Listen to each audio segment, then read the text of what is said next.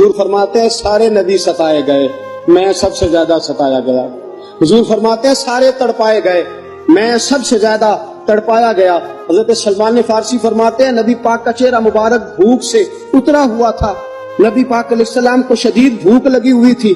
حضور نے فرمایا سلمان 3 دن ہو گئے کھایا کچھ نہیں، چل جا ابو ذر غفاری کے پاس چلتے۔ فرمایا ابو ذر غفاری کے باغ میں گئے، جاتے ہی میں نے حضرت ابو ذر غفاری رضی اللہ تعالیٰ عنہ کے باغ میں جاتے ہوئے جناب عثمان غنی کو بھی لے لیا، جناب ابو بکر و عمر و علی کو بھی لے لیا۔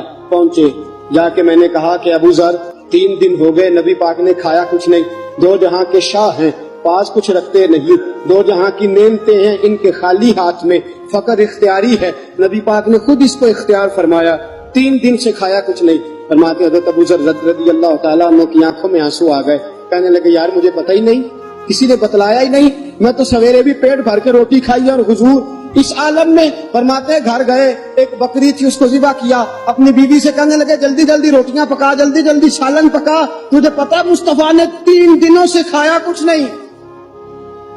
دوستو عرب کی گرمی دنیا میں مشہور ہے، صبح کا روزہ رکھا ہے نا آپ نے، اور اب ظہر کے بعد اٹھنا مشکل ہو جاتا ہے، عصر کے بعد بولنا مشکل محسوس ہوتا ہے، لیکن میرے دوستو 3 دن کا روزہ بغیر افطاری کے روزہ، میرے نبی کریم علیہ السلام کے صحابی اپنی بیوی سے کہتے ہیں جلدی کر 3 دن ہو گئے حضور نے کھایا کچھ نہیں۔ آپ کی بیوی نے جلدی سے روٹی پکانی شروع کر دی، سالن تیار۔ حضرت جناب ابو ذر فرماتے ہیں دوبارہ باغ میں گیا، انگور پکے ہوئے تھے، انگوروں کا خوشہ توڑا، پلیٹ میں رکھا حضور کے سامنے، حضور آپ کھائیے۔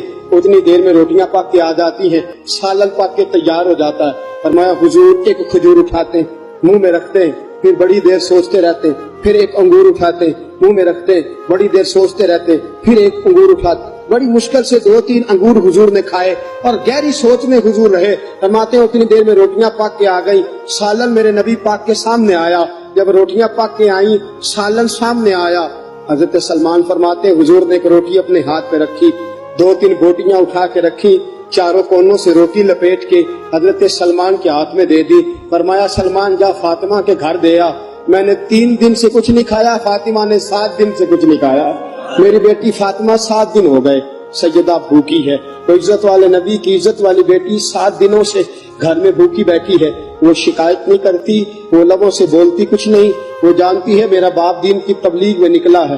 میرے رسول پاک صلی اللہ علیہ وسلم نے فرمایا گھر جا اور جا کے حضرت فاطمہ کو یہ دے آ۔ 7 دن گزر گئے، فاطمہ کے حلق سے لقمہ نہیں گزرا۔